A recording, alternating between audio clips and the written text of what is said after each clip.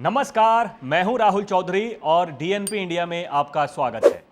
लोकसभा चुनाव के बाद अब उत्तर प्रदेश में विधानसभा उपचुनाव की रणनीति तय होने लगी है। यूपी विधानसभा की खाली हुई 10 सीटों पर जल्द ही उपचुनाव का ऐलान होने वाला है। ऐसे में सभी राजनीतिक दल अपनी अपनी सीटों को जीतने के लिए जोर आजमाइश में जुट गए हैं। बात अगर जयंत चौधरी के नेतृत्व वाली राष्ट्रीय लोकदल पार्टी की करें तो आरएलडी इन 10 सीटों में से पश्चिमी यूपी की 2 सीटों पर उपचुनाव लड़ना चाहती है। इनमें से एक मुजफ्फरनगर जिले और बिजनौर लोकसभा की मीरापुर सीट है, जो राष्ट्रीय लोकदल के विधायक चंदन चौहान के लोकसभा चुनाव जीतने से खाली हुई है। दूसरी अलीगढ़ की खैर सीट है, जो बीजेपी के अनूप प्रधान वाल्मीकि के लोकसभा चुनाव जीतने से खाली हुई है। यूपी में होने वाले इन उपचुनावों में जोरदार टक्कर देखने को मिल सकती है। एक तरफ इंडी गठबंधन में समाजवादी पार्टी और उसकी सहयोगी कांग्रेस पर सबकी नजरें हैं, क्योंकि जिस तरह का प्रदर्शन लोकसभा चुनाव में इंडी गठबंधन का रहा, क्या वो बरकरार रहेगा, यह देखना दिलचस्प होगा।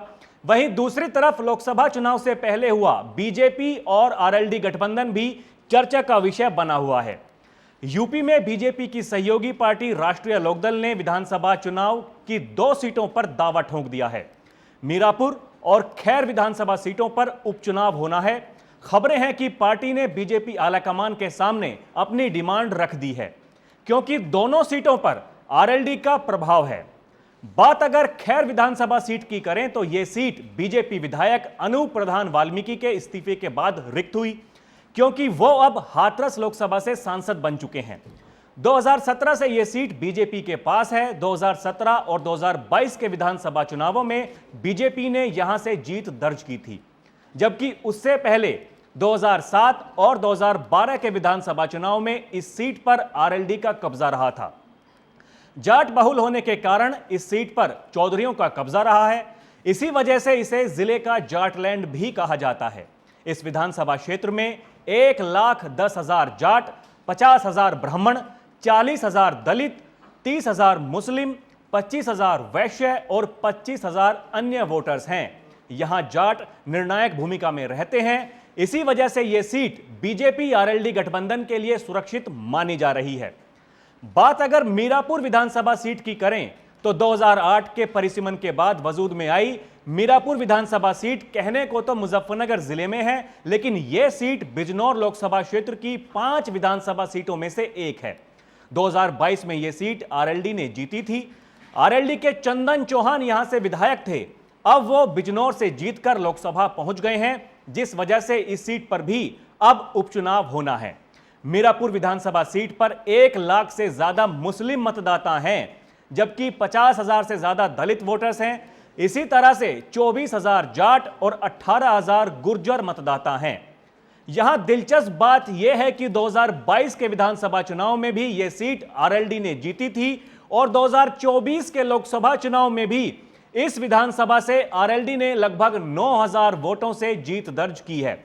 2022 में आरएलडी का समाजवादी पार्टी से गठबंधन था, जबकि 2024 का लोकसभा चुनाव आरएलडी ने बीजेपी के साथ मिलकर लड़ा है।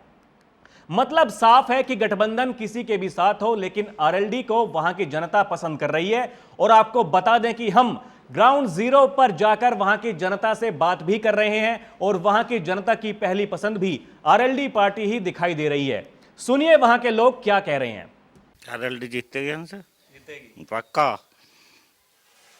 आरएलडी कोई मिलेगी रियो, मिलेगी भी पक्का आरएलडी कोई। आरएलडी के ही है यहाँ सब क्षेत्र में, आरएलडी के आदमी यहाँ, और किसी को जानता ही नहीं कोई। यहाँ से कोई नहीं देने का किसी को। यहाँ से तो आरएलडी को जागे या बीजेपी को जागे, एक ही बात है दोनों को जाने।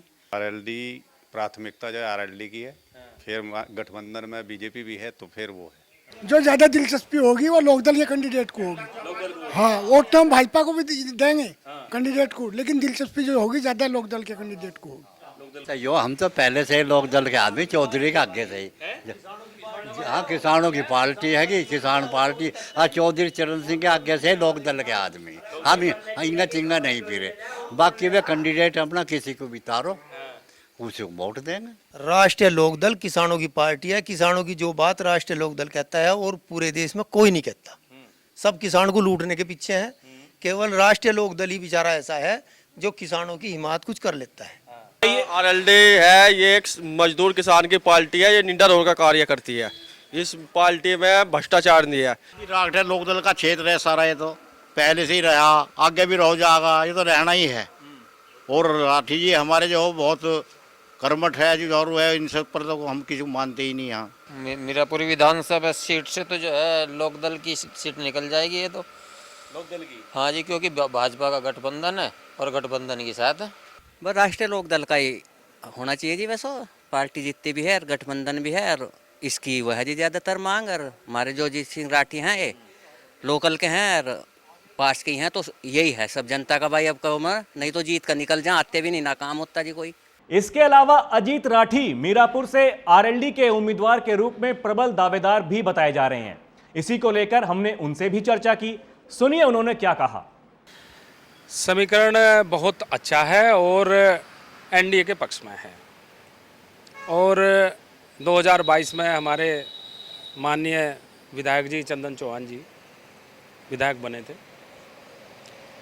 और अब बिजनौर की जनता ने और हमारे राष्ट्रीय अध्यक्ष जी जयंत चौधरी जी के आशीर्वाद से वो बिजनौर लोकसभा से सांसद चुने गए हैं और उपचुनाव होना है। तो मेरा तो इसमें ये है कि सीट राष्ट्रीय लोकदल विधायक जीते थे हमारे यहाँ, और राष्ट्रीय लोकदल ही यहाँ चुनाव लड़ेंगे। इससे चौधरी साहब से हम ये मांग करते हैं कि राष्ट्रीय लोकदल को ही यहाँ चुनाव लड़ा जाए एनडीए गठबंधन से, और ये निर्णय चौधरी साहब का है। चौधरी साहब किसी को भी लड़ाए, जिसको भी लड़ाए, राष्ट्रीय लोकदल का ही, एनडीए गठबंधन का ही यहाँ से चुनाव जीतकर जो है लखनऊ विधानसभा पहुंचेंगे। खैर, और मीरापुर सीटों की मांग आरएलडी की ओर से बीजेपी केंद्रीय नेतृत्व के सामने रख दी गई है। बीजेपी की ओर से भले ही इस पर कोई जवाब ना मिला हो, लेकिन आरएलडी ने इन उपचुनावों को लेकर अपनी तैयारी शुरू कर दी है। टिकट दावेदारों ने भी पार्टी के केंद्रीय कार्यालय पहुंचना शुरू कर दिया है। अब देखना दिलचस्प होगा कि क्या बीजेपी दोनों सीटों पर आरएलडी को चुनाव लड़ने का मौका देती है या फिर कोई और निर्णय सामने आता है। उसका रहेगा इंतजार। अभी के लिए इतना ही। आप देखते रहें डीएनपी इंडिया। नमस्कार।